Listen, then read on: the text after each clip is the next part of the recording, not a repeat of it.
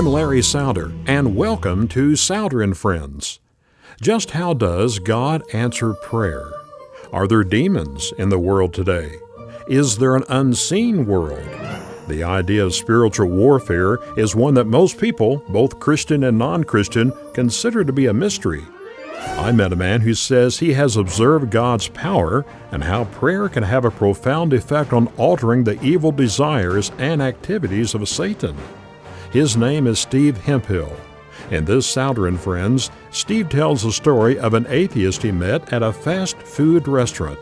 Steve shared this story while standing outside in the windy, semi-arid climate of the American Southwest near Gallup, New Mexico. Well, Gallup, New Mexico is a pretty place, and I want to tell you one of the stories of what happened that got me started in spiritual warfare and the study of that. But I was at Burger King one morning studying my Bible, and a guy walked in that wasn't from the area. In fact, I live in Longview, Texas, and he was from California. He was a retired professor from Stanford University, and his brother lived in Longview, and he came in visiting his brother for the weekend and came to Burger King and saw me reading my Bible. And he came up to me and he said, "Son, where do you preach?" I guess only preachers read their Bible, right? But I said, "Well, sir, I'm not a minister. I'm just a business guy." And he sits down in the booth with me, uninvited, which is okay, but weird. And he started saying some strange things about the Bible. I had just been reading in 1 Corinthians 12 and 1 John 4 that says, if a man can't say Jesus is Lord, then he has a spirit other than the Holy Spirit. And something in my head said, test that idea on this man. Test that biblical verse.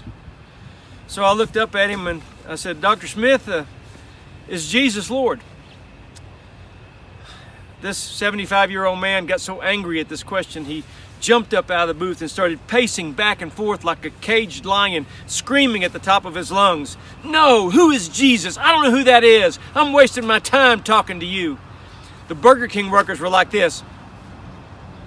You know, the drive-thru's backing up, and I looked up at him and I said, "Sir, I want you to know that I'm going to pray for you that someday you can know that Jesus is Lord."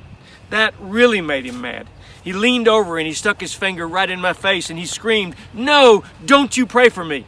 I smiled and looked up and I said, "I will. You can't stop me. I can do it right now."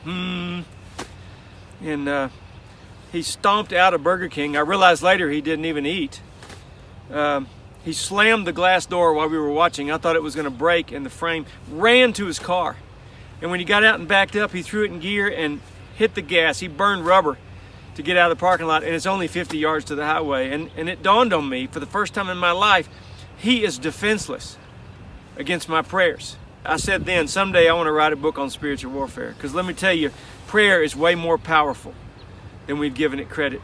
It's an evangelistic tool, and we can make a difference in the world if we realize the power that we have as children of God to pray for the people around us. In future Souder and Friends segments, Steve will share more spiritual warfare stories.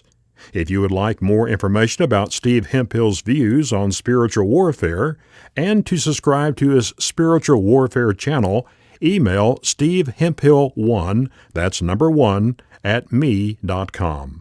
stevehemphill1 at me.com. I'm Larry Souder, and that's Souder and Friends.